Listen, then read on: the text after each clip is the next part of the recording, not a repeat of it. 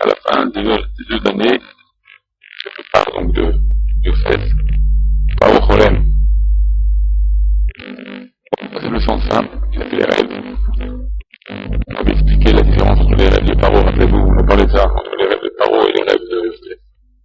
Donc, les rêves de Yosef vont du bas vers le haut, c'est-à-dire du végétal, par les hauts astres. C'est un peu le juif, donc l'échelle est posée au sol, et il arrive jusqu'en haut, il monte en progression, c'est un état de progression le juif. Par contre, l'arabe Paro, lui, il fait de l'animal, il rêve depuis l'animal, et en digression, il dégraisse quelque chose de, d'accord, des animaux qui est des choses quand même assez élevées par rapport au minéral, il descend donc au végétal, de l'animal, il descend au végétal. Donc on voit la différence entre Paro et Yosef.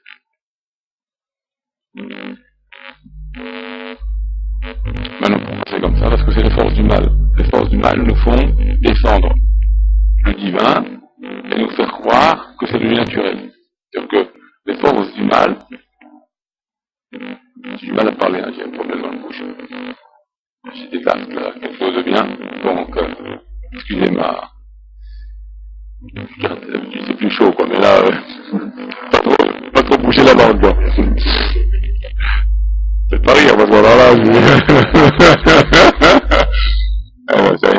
c'est rien. Ouais, si c'est ça les problèmes, on est bon. Alors, donc on voit que Paro, tout son rêve, donc on a vu, ça va en descendant par rapport à Yosef, donc on Yosef qui va dans les rêves donc d'une élévation. Donc le but c'est l'élévation. Alors Paro, par définition, Paro, c'est très bien, représente les forces du mal. Enfin, le Paro en valeur numérique, c'est 355, plus les 4 lettres de Paro, 359. Ok? Paro, ça fait 355. Plus les 4 lettres qui composent le mot Paro, tu rajoutes à 355 les 4 lettres de Paro, P, R, Aïn et Ré, ça fait 355.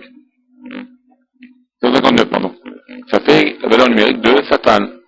Le Satan qui est en valeur numérique 359. Donc par définition, Paro, c'est les forces du mal. Qu'est-ce que font les forces du mal? Ils font descendre la grandeur de Dieu, la puissance de Dieu, à un niveau terre à terre, à dire non, mais c'est tout à fait naturel. C'est pas Dieu, c'est naturel, c'est comme ça. Ça, c'est les forces du mal. Pourquoi? Pour nous créer le doute, à ne pas y voir la main de Dieu dans les choses, comme on l'a vu un peu dans le fait qu'on vient de voir. Bon, Shem, là, on a vu le contraire, on a vu la main de Dieu dans chaque chose. Mais qu'est-ce que nous font les forces du mal? Les doutes, ces doutes-là, ils nous font croire nous font passer que la main de Dieu, non, mais c'est naturel, c'est l'effet du hasard, c'est le hasard, c'est tombé comme ça, c'est venu comme ça, c'est tout à fait naturel. Donc voilà les forces du mal, ils descendent, ils prennent les choses divines, les choses hautes, élevées, et nous les descendent au terre à terre, aux choses qui sont les plus banales. Chez nous, c'est le contraire. La matière, les choses naturelles, on les élève à Akadosh Baruch Hu, on les donne à Akadosh Baruch Hu. On s'aperçoit que cette matière, ce naturel n'est pas si naturel que ça. C'est pour ça que le mot Ateva, qui veut dire la nature en hébreu, c'est la même valeur numérique que Elohim, que le nom de Dieu. C'est-à-dire que la nature, c'est Dieu. C'est pas nature, le Greda, nature toute seule. La nature, c'est la nature. Non, c'est pas ça. La nature, c'est Hachem. Alors il y a ceux qui veulent voir Dieu comme naturel, ça c'est le côté du mal. Il y a ceux qui veulent voir la nature comme du divin. Et ça, c'est le juif. Lui, il voit, c'est pour ça que l'échelle de Yaakov, elle représentait cette notion-là. De la terre, l'échelle est posée au sol, mais elle monte ta tête, elle monte jusqu'au ciel. Ça veut dire que tu es relié avec la terre, tu vis avec le naturel, mais tu sais que ce naturel, il est du divin. Et tu le montes vers le divin. Et ça, c'est le travail du juif. Alors maintenant, si on regarde cette paracha extraordinaire, voyez Miketz. Et Miketz Nathalie Yamim, on parle de la vie de l'homme. La vie de l'homme. Ça sera, ça fuit, quoi. Quand ça va arriver le moment de notre départ. Miketz Nathalie Yamim. À la fin de nos années. On parle de nous, de l'homme. À la fin de notre année. Miketz, ça veut dire à la fin. D'accord? Donc à la fin de nos années à nous. Qu'est-ce que Akadosh Baruch Hu nous pose comme question quand on parle de ce monde? Vous vous rappelez, ou ceux qui ont fait un peu la Gemara? Il a fait, première question, Masa ou Matan Be'emuna. As-tu fait ton travail droit? Kabata est-il la Torah? 2. C'est Pital Yeshua, 3. Regardez, on reprend. Ça fait quoi? Masa ou Matan, le travail, ça commence par même. D'accord?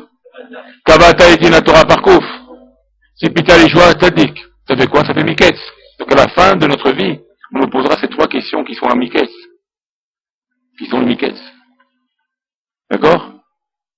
Alors si tu as fait ton boulot, si tu as fait ton Miketz, ça veut dire si tu as fait ce racheter vote qui est Masa ou Matan Baimuna, tu as fait ton travail de roi. Tu as fait Kabata et Tilam Torah Kouf, donc le Miketz, le Kouf de Miketz. Si Pita Yeshua, le Tzadik de Miketz, si Pita Yeshua, tu as entendu la Yeshua, la délivrance, tu as fait ton boulot, qu'est-ce que ça emmène? On fait devancer le Mashiach. C'est pour ça que vous remarquerez que vous prenez maintenant les premières lettres du Pasuk, regardez, voyez, Miketz, prenez Miketz, depuis Miketz, même, Shin de Shnetaim, Yamim, Mem, Shin, Yud, Uparo, Vav, Het, Meshicho. Ça fait Meshicho. C'est quoi Meshicho? Ça veut dire si tu fais Kabata et Torah, Masa ou Matan Baimuna, si Pita Yeshua, Kabata, tu as fixé du temps à la Torah, tu fixes du temps à la Torah. Alors tu fais venir, racheter Bod du Pasuk, Mem, Shin, Yud, Vav et Het. Le Het tu le passes avant le Rav, ça fait Meshicho. Meshicho, ton Mashiach. Be'erim, qu'est-ce qu'il dit évidemment? Be'erim, Keren, Meshicho. Tu vas lever le drapeau du Mashiach par ce travail-là, de ces 3 choses-là. Tu marches droit, tu fixes la Torah, et tu attends la délivrance. Alors tu vas faire devancer la délivrance. Tu vas la faire venir, comme ça dit. Voilà ce que tu fais quand tu fais bien ton boulot. Même à la fin de tes temps, à la fin de tes jours, si tu as fait ce qu'il faut faire, alors Baruch Hashem, tu seras parmi les pionniers qui ont fait, tu seras parmi les premiers et les pionniers, ceux qui ont voulu toujours faire venir Mashiach. Mais par contre, si tu fais pas ton boulot, alors qu'est-ce qu'elle dit la Mishnah dans Avot? Qu'est-ce qu'elle dit la Mishnah dans le Perka Avot?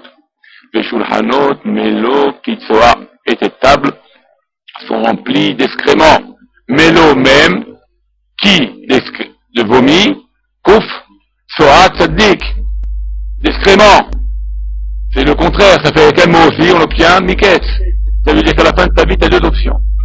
Ou tu fais Masa ou Matan Baimuna, Kabata et Torah, si Pita Yeshua, Meshicho. Mais si tu fais pas ça, tu as aussi Miketz. Mais l'autre Miketz. Le Miketz des forces du mal, de prendre la divinité et de descendre par terre. C'est quoi? Melo, Kitsoa, dit la Mishnah. Melo, Kitsoa, rachetez votre Miketz. Tu as rempli ta table de vomi. Tu as vomi, tu as rempli ta table d'excréments. Toute ta vie, c'est de la... C'est bon? Et ça, il faut faire attention. Et là, ça sera le contraire. Velo Erim Keren Meshiro. Il n'a pas fait venir le Mashiach. Et c'est pour ça que quand un homme il vient dans ce monde, comment il vient dans ce monde?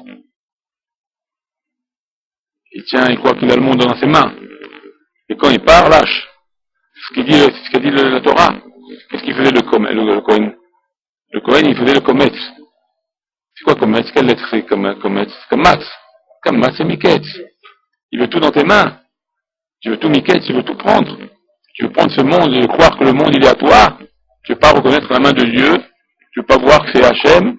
Tu veux pas être Osho, Magia, Shamaïma. Tu veux pas reconnaître que les choses sont d'en haut. Tu veux faire tout au naturel. Alors, Miketz, tu veux prendre. Et quand tu partiras de ce monde, après 120 ans, les mains ils se lâchent. Tu vas devoir reconnaître la grandeur de Dieu. Parce que tu n'as pas où aller.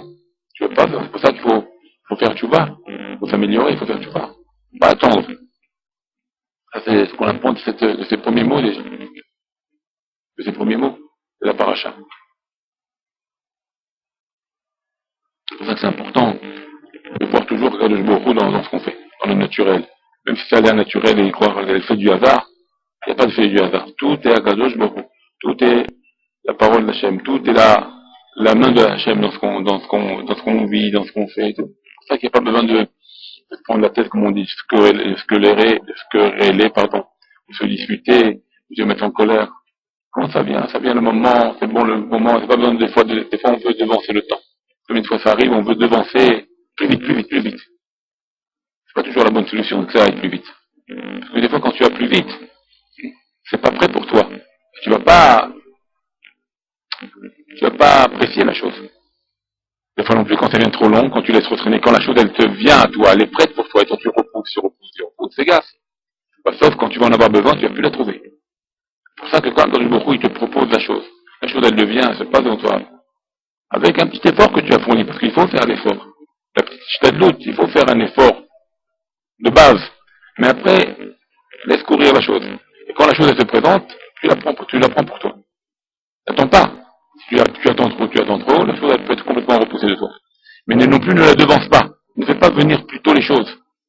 Ne fais pas venir plus tôt les choses. Vite, je vais faire moins, vite avant, vite, allez vite, on va faire là. Pourquoi? Parce que quelque part, quand tu veux faire devancer les choses, quelque part, tu mets à la place d'Hachem. Tu mets à la place d'Hachem. Tu veux pas toi gérer toutes les choses. Tu penses toi tu vas gérer la chose. Tu penses toi régler le problème. Il dit non, tu ne veux pas faire ça. Tu ne veux pas faire ça. C'est pas à toi de gérer le problème. Nous on n'est pas le créateur. Et d'ailleurs après tu t'aperçois que tu ne peux pas tout gérer. Parce qu'après tu es débordé par les événements. Et après tu craques. Là où tu craques, tu tombes en dépresse parce que tu ne veux plus tenir. Ou tu t'aperçois que c'est plus fort que toi. Donc il ne faut pas attendre le moment qu'on craque et qu'on soit déprimé ou arrivé à... Non, il faut laisser la chose faire les jeter de doute. Quand la chose se présente, c'est le moment où tu sens que c'est bien, prends-la. Tu sens qu'elle est,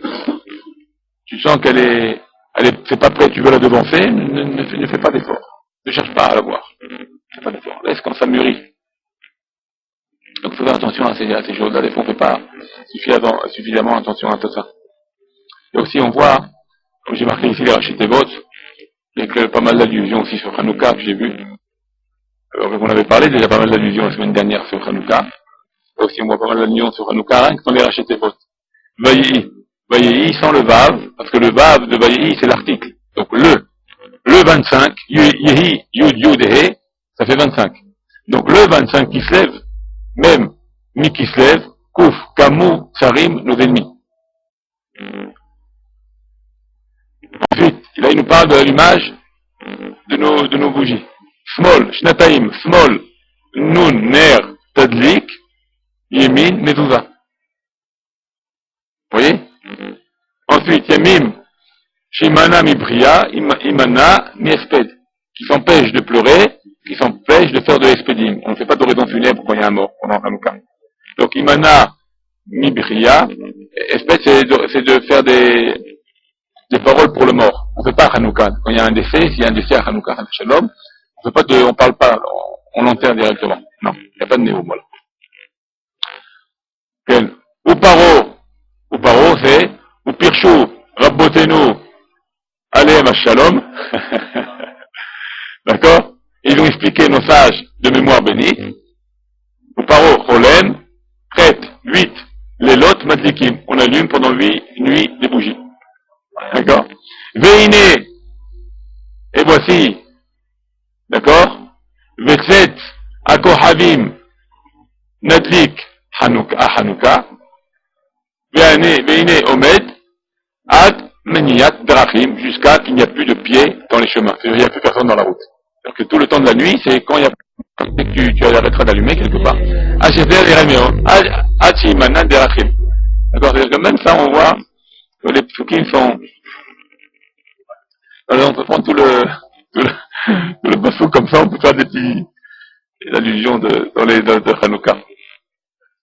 Vous comprenez? On sait les choses, comment ils sont, les choses bon. Là, on voit aussi quelque chose d'extraordinaire dans la paracha, quelque chose d'extraordinaire, en ce qui concerne la rencontre avec Yosef. On va dans la paracha qu'on va vivre là maintenant par Yigash. Quand Yosef va rencontrer ses frères, il va rencontrer ses frères vont rencontrer Yosef, et quand il va dévoiler qu'il est Yosef, d'accord, il dit, Ani Yosef, je suis Yosef. Est-ce que mon père est vivant? Première question qu'il pose, est-ce que mon père est vivant? C'est marrant, hein? Ouais. Déjà, il a parlé avant. Ouais. Après, toujours il disait, est-ce que mon père il est vivant? Votre père est vivant. Est-ce que mon père il est vivant? Alors, d'abord, il y a eu, quand les frères ont entendu que c'était Yosef, ils sont partis à des kilomètres, là, ils ont fait un bond en arrière. Et qu'il y en a qui disent, ils sont partis. Ouais, c'est ordinaire. Et ils ont fait un bond en arrière. Ils n'ont pas pu tenir devant cette... La honte. On a vendu notre frère, on l'a humilié, on l'a mis tout nu, rappelez-vous. On se rappelle plus, mais c'est comme ça. Ils l'ont mis tout nu. Ils l'ont mis dans le puits. Et depuis, après, ils l'ont vendu. Esclave. Donc une humiliation totale, une honte pour Yosef. Et tout d'un coup, maintenant, on ne sent pas que Yosef, il est roi d'Égypte. Et tout d'un coup, il dit, je suis Yosef. C'est imaginer la osma, la LM, le choc qui reçoit. Les coups de... D'accord? Ah, voilà. Alors si déjà, Bassar Badam, devant un gazeur, voilà. C'est pour ça qu'on a dit tout à l'heure. Une Kabbalah dit la Torah, c'est pour ça qu'on revient à Miket. C'est pour ça qu'on revient à Miket. Si déjà, devant Yosef déjà, les 12 frères, là, les 10 frères, ils sont mis à trembler. Devant Yosef, maintenant Yosef, il est Bassar Badam, il est de chair et de sang, et ils sont mis à trembler de honte. Combien devant un Kadosh Baruch Hu, quand ça va être le Baï Miket, on va se trouver devant un Kadosh Baruch Hu. Il va nous poser ces questions-là, qu'est-ce qu'on va lui dire? Ça va être la Torah, putain, joie, Madame Benouna. Bon, je pensais pas crever, je pensais pas venir là, moi, j'avais la vie devant moi. D'accord. Ben ouais, c'est ça, quoi. Qu'est-ce qu'on croit? Pourquoi on est comme ça? Parce qu'on pense quelque part. Pourquoi l'homme, il pense pas? Pourquoi l'homme, il pense pas? Parce que la Mishnah nous dit, il faut penser à ça. Et pourquoi l'homme, il pense pas? Parce qu'on croit quelque part, on se substitue à Dieu. On pense qu'on est Dieu. Nous aussi, on pense qu'on est éternel. Qui ça peut arriver à moi, un problème, moi, je fais l'examen hier, ils ont pris l'examen de temps, ils m'ont dit, tout va bien. Voilà, c'est mal rachat. Tu vois, on pense qu'il peut rien nous arriver. On l'oublie. Tu comprends? Ça t'arrive, bien sûr, Dieu, ça. Tu comprends? Il nous fait croire. Alors, qu'est-ce qui se passe? Alors, le lien de poser la question, est-ce qu'on s'est posé ces questions-là? On pense pas à ça. Donc, le lien de Miket, le lien de Matan, Kabbalah, la Torah, on le lit pas. On le lit pas tous les jours. Pourquoi? Parce qu'on pense que ça vient pas. Ça peut pas venir. C'est pour ça que la Torah, elle vient, non? Vaïm, Miket. Tu comprends? Vaïm, Miket, Netaim, Yamim. Les années passent. Les Shnataim, Yamim, c'est comme les Shnataim, les années, c'est comme des Yamim. C'est aussi, c'est une allusion. Les Shnataim, les années, c'est comme des Yamim. Les années, c'est comme des jours. Tellement ça passe vite. T'as pas le temps de tourner, le temps il passe, et le temps il passe, et le temps il passe. Mais Dieu, je sais pas si vous vous rendez compte, on est déjà mardi. Demain matin, c'est mardi, attends, on vient de sortir Shabbat, on est déjà demain mardi. Mais ça va d'une allure, quelque chose d'extraordinaire. Shabbat à Shabbat. Alors, bon, Hachem, on vit le Shabbat, on est content. C'est vrai? Non?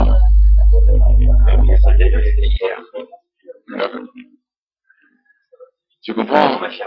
Maintenant, il va très vite, le temps il va très vite. C'est pour ça il faut pas attendre, il faut pas, comme j'ai dit tout à l'heure dans le cours, il faut pas des fast-pass. Quand les choses se présentent devant nous, des opportunités. Pourquoi je vous dis ça? Pourquoi je vous ai parlé de ça au début du cours? Quand les opportunités se présentent à vous, je dis bon, on verra demain, on repousse. Comment on va repousser? Vous savez combien de temps qu'on se connaît maintenant dans le groupe? Au moins 2 ans? 2 ans, 3 ans? Combien on va attendre, et 3 ans? Il faut prendre conscience. Hachem, combien il va nous donner l'opportunité de dire, ah, on peut s'améliorer, on peut faire tchouva, on peut faire... Oh Hachem, nous déjà depuis 3 ans, on se connaît. On se connaît. Donc c'est des opportunités, ça. Une fois le Rabbi m'a dit, il m'a parlé de ça. Combien de fois il nous a parlé de ça? Combien de fois de cours il nous a revenu sur cette notion-là? Combien de fois il a parlé de ça? Combien de fois? Oh, ça y est, il y a une semaine passée, oui. Mais c'est des opportunités. Comme de la même manière qu'on veut pas, qu'on veut des fois devancer le temps. Et c'est pas le temps, on veut avant. Non, c'est pas le moment. La même chose, quand les opportunités viennent devant toi, toujours ça se présente, toutes les semaines, ça se représente. Non, on verra demain, non, pas repousser. Pas repousser. Faut, comme on dit, saisir la mitzvah, saisir l'opportunité, saisir la notion qu'on vient de parler, saisir les mots qu'on vient de dire, saisir la possibilité de faire tchouva dans ce qu'on entend. Que beaucoup il nous donne des réveils. Que beaucoup il est bon, il est merachem, allez-nous. Regardez les catastrophes qu'il y a eu cette semaine. Catastrophe. Alors nous on dort, nous on rêve. Jamais il y a eu comme ça en Israël, jamais. Si c'est pour vous, il n'y a pas une goutte de pluie qui tombe. Qu'aujourd'hui ça commençait à peine un petit peu hier soir. D'accord? Déjà, la pluie, déjà, c'était une douleur pour le peuple juif, surtout en Israël, de ne pas voir la pluie. Et nous, on est inconscients, on ne prend pas conscience. Alors combien d'Akash Baruch nous donne des opportunités à nous réveiller à la tchouva afin que tout s'arrange. Et nous on repousse des opportunités. Alors Hachem, bon, on met un peu de côté la pluie. Batsar Hashamaim, Ta'ala, il arrête un peu la pluie. Et là on panique. Il essaie de pluie, il essaie d'arrêter de la pluie, voilà, des forêts entières. Je suis même pas, malheureusement, j'ai 40 et quelques morts. Ça c'est encore pire que les forêts. Qui est, et en plus c'est d'une image très forte, la Torah dit ça. Qui est Adam ou Etzasadeh. L'homme et l'arbre, ils sont comparés ensemble. Tous ces arbres-là, quelque part, c'est des Neshamot, c'est quelque chose. Un arbre qui hurle quand il est coupé. Un arbre, il hurle quand on le coupe. Alors maintenant, brûlé. Et c'est les Neshamot qui sont partis. D'accord? Les hommes qui sont partis, 40 jeunes qui étaient bénévoles, qui voulaient sauver, qui voulaient aider, qui sont fait raser par les flammes. Brûlés vifs, comme ça, tout vivant. Alors combien nous, on va repousser les opportunités de Tchouva? Comment on va dire, allez, on s'en fout, et on fait pas Shabbat, et on fait pas ci, et on fait ce qu'on veut, on met Hallel, non? Combien il faut s'arranger, il faut prendre conscience qu'on doit s'arranger. Alors si on veut un Shabbat, ok, tant mieux, on fait Shabbat. Et même les religieux, même moi je fais pas bien Shabbat, moi je fais pas Shabbat. Ça veut dire moi je fais pas Shabbat. Parce qu'il y a tellement de détails, de détails. Des grands, des gdolim, des kabbalistes, et on fait pas Shabbat. Tellement il faut la réviser là, et reprendre 1000 fois, peut-être. C'est pas pour vous décourager, mais ça veut dire combien on doit être vigilant dans Shabbat, on doit faire attention à la faute du Shabbat. Combien on doit faire attention. Et pas prendre ça à la légère. Alors ça c'est pour les halachot. Bon, on va dire, allez, on est chômeur Shabbat. Combien on se met en colère. C'est pas plus pire encore des fois. C'est Dieu, lui, connaît les comptes. Combien de fois on se met en colère. Avec nos femmes, avec nos enfants, avec qui, ou les enfants avec les parents. Combien de colère il y a dans les maisons. Combien de colère. Les gens ils se disputent pour rien, maintenant pour rien maintenant. Pour rien maintenant. Ah, il lui manque la barreau, il lui manque la cigarette. Beaucoup, malheureusement, c'est comme ça, les malheureux. Ils sont comme drogués par les cigarettes, ou par ci, ou par ça, et tout sur le dos de la colère. Alors il se met en colère et il est sur le dos de sa cigarette. Qu'est-ce qu'on s'en fout de cette cigarette maintenant? Qu'est-ce que tu vas te calmer? C'est ça l'épreuve, c'est ça le nisayon. Et comme ça, plein de choses que Hachem nous montre, il nous fait montrer des choses, et nous on n'arrive pas à tenir. Et combien de fois on a parlé de ça, et combien de fois on parle de ça, et on rajoute sur ça, et nous on prend pas conscience. Et après, malheureusement, des fois il y a des gros problèmes comme il s'est passé cette semaine. Des gros problèmes, c'est pas normal. Et le feu. C'est comme le Lachonara, le feu. Ça détruit, ça, le feu. C'est quoi ça? Hop. Ici, il est là-bas déjà. Il est là, il est là-bas déjà. C'est ça la parole. La parole d'un juif. Comme il est ici, il a parlé là. C'est déjà autour de la ville. Au bout de la ville, c'est déjà, on est arrivé là, la parole elle est arrivée. Et elle a brûlé toutes des familles là, à cause du Lachonara. Ça le feu, Lachonara. Comme il faut faire attention au Lachonara. Pour se préserver de parler du mal, de colporter, de dire du mal sur des gens. C'est pas, ça me regarde pas, laissez-moi tranquille, c'est pas mon truc. Ça m'intéresse pas. Tu comprends? Faire attention à tous ces trucs-là, c'est vrai que des fois on est attiré par ça, frère. Je sais que tout est dur, mon fils. Mais c'est dur aussi de voir tant de morts en un jour, 40 morts d'un coup, brûlés, vifs. C'est pas dur, ça, pas plus dur, ça? Alors? C'est dur, la chaleur. Alors, ça veut dire quoi? Les 40 morts. Et des milliers d'hectares qui ont été brûlés. D'arbres qui n'existent plus. 40 000 hectares. Et des kilomètres, ça fait des 5 millions d'arbres. 50 000 hectares. D'accord? Alors vous vous rendez compte? Alors, tu me dis maintenant, mais j'en ai maintenant 50 000 ou 60 000. Pour vous dire pourquoi je vous dis ça, parce que l'homme est chané. L'homme est chané. Mais non, c'est pas ça le problème. Le problème, c'est pas ça. Le problème, c'est pas ça. Le problème, c'est quoi? C'est que tu me dis, c'est difficile la Shonara, c'est difficile le Shabbat, c'est difficile. Tout est difficile. Et ça, c'est pas plus grave. Et ça, c'est pas plus difficile qu'on va apprendre. Ces familles-là, ils vont apprendre de décès de leurs proches. Ou tous ceux qui ont investi en terre dans la terre d'Israël, tous ces arbres, ils ont été brûlés. Et tous ces terrains, ils ont été brûlés. C'est plus difficile que de garder un peu sa bouche. C'est plus difficile. Et combien, quand celui-là, il garde sa bouche, ou quand quelqu'un, il fait un effort, combien Hachem, il apprécie. Il y a ce côté-là aussi qu'il faut voir. Quand tu t'es gardé de parler le mal, tu as fait l'effort, c'est très dur. Comme tu dis, c'est très dur. Mais tu as gardé, tu as tenu. Combien Hachem, maintenant, tu es précieux aux yeux de Dieu. Tu comprends? Là, au Hachem, tu t'es construit. Donc il faut voir ce côté-là surtout. Combien Dieu il me donne, combien Dieu il me fait si je me retiens de parler le mal. Combien Dieu il me donne, combien Dieu me fait si je fais attention à Shabbat. Combien Dieu il me donne si je fais attention à ma colère. Combien Dieu il me donne si je suis gentil. Combien Dieu il... ce côté-là. Et combien je détruis autant que cette destruction qu'il y avait cette semaine. C'est pour ça que le Vaïm Miketz aussi, explique les Hamim, après la Kabbalah, que Vaïm Miketz, il explique que ce sera à la fin des temps. À la fin des temps, quel temps? Le temps du Mashiach. Comme on a vu dans le début du passage, que c'est allusion au Mashiach. C'est-à-dire que quelque part, il faut savoir que la création du monde n'avait pas encore été créée. Le monde n'a pas été encore créé. C'est-à-dire que quelque part, il faut savoir que quand Adam Arishon il a fait le péché, eh ben, c'est pas que il y a eu un autre scénario qui s'est produit. Ah, il y a le péché, donc on continue comme ça. On dit que, voilà, attends, on est total, ouais. Alors voilà, le péché, écoute-moi. Ouais. Alors,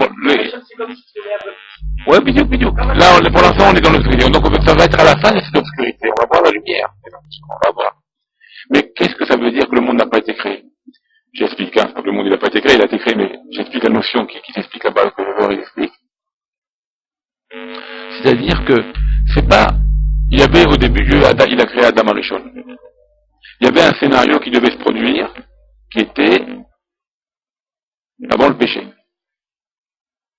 Et donc là, c'était donc le monde comme Dieu le voulait. Avant le péché, c'est comme Dieu le voulait. D'accord? Donc, les événements allaient se produire comme Dieu le voulait. Il y a eu cette notion de libre arbitre qui vient et qui a fait que l'homme a péché. Quand l'homme a péché, c'est pas que le monde continue à vivre avec le péché, mais le mélange du péché comme nous vivons aujourd'hui. Il s'est retourné 7000 ans en arrière. C'est-à-dire que le monde, il est avant sa création. On est reparti 6000 ans en fait en arrière. Et là, on arrive à la fin du 6e millénaire du péché. C'est-à-dire de avant la création. Parce que la vraie création, elle va venir maintenant. Voilà, nous, tu vois, nous, on voit comme ça. On voit comme si il y avait un point de départ. Regardez, nous, on voit comme si... Voilà. Bravo. Voilà. C'est-à-dire que nous, on voit un point de départ. Il y a eu ou le péché ou pas le péché. Le pas le péché, bon, ça aurait été, il y aurait eu qu'est-ce qu'il y aurait eu. Et le péché, bon, ça continue. Non.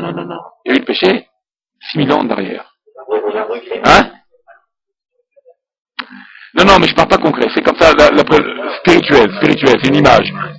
C'est comme si que maintenant on est parti 6000 ans en arrière, dans le vide. C'est-à-dire qu'on a régressé. Donc on est dans l'obscurité. Le monde n'est pas venu encore. La formule que Dieu voulait donner au début n'est pas arrivée encore. Puisqu'on est parti 6000 ans en arrière, dû au péché. Donc on vit dans l'obscurité totale, avec le mal et le bien mélangé. Qu'on doit faire le tikkun. Et là, on arrivera à Vaïm Miketz. Tu comprends? Et là, on va revenir, voilà. Bravo. Et là, on va revenir à la fin de cette obscurité. On va revenir au début, comme si Hachem, là, comme si Adam n'aurait pas fait péché. Là, va commencer la lumière que Hachem, le scénario qu'Hachem voulait donner depuis le début. Non, il y aura plus, non, c'est fini. Et c'est pour ça, Vaïm Miketz, donc à la fin de cette obscurité-là, on aura la lumière, et bien ça allusionne, comme rappelez-vous, on avait vu, les Rachetevot de Meshicho, on arrive aux émissions du Mashiach. De la lumière. Ah ouais. C'est magnifique, voilà. Bravo. Et c'est pour ça qu'on comprend mieux maintenant le lien du Kabbalah de Shabbat. Qu'avant Shabbat, on arrive juste avant Shabbat. On arrive juste avant l'entrée de Shabbat. Que ça arrivera avant, la lumière va passer, elle va venir un petit peu avant, elle va rentrer un peu avant. C'est comme si on avait fait 6000 ans en arrière, un pas de 6 pas en arrière. Et bien, il faut tout refaire. Jusqu'à arriver, bah, c'est magnifique comme idée, comme c'est de voir. Comment? Ouais. La communication, la question. Et on va arriver à ça, et là on va arriver au nouveau scénario qui était le niveau prévu de Dieu. Voilà. Avant la faute, c'est ça le prévu, c'est ça le Mashiach, c'est avant la faute. Okay. C'est pour ça qu'on dit, comme on dit là-bas dans la Tfila,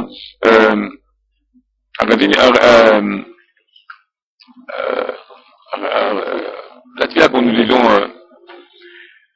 Mekekedem. Radeshameno Kekedem. Kekedem, c'est dire, Mikodem Avera. Avant la Avera. C'est comme ça qu'il faut comprendre. Mikodem, Mikekedem, c'est-à-dire Mikodem Avera. D'accord?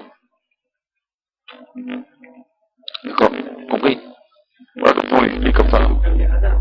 Hein? Faut prévenir Adam, là, cette fois-ci. Ben, attention. Hein? Ah, je sais.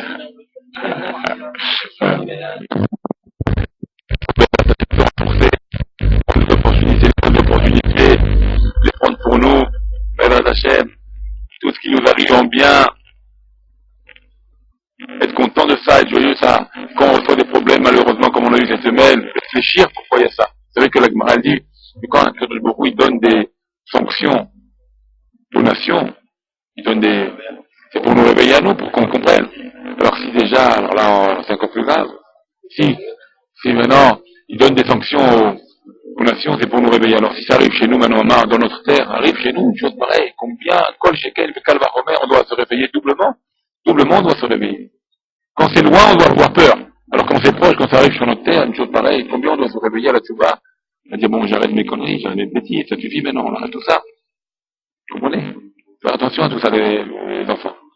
Il faut faire penser à tout ça. Quand il y a des bonnes choses, on remercie là-dessus. Quand il y a des premières choses, aussi il faut prendre conscience. Prendre conscience qu'il faut arrêter maintenant, ça va pas. C'est pas bon. S'il y a des mauvaises choses comme ça, pas de pluie, combien de temps on n'a pas eu de pluie? Ça fait depuis l'hiver dernier. Il vient de tomber là.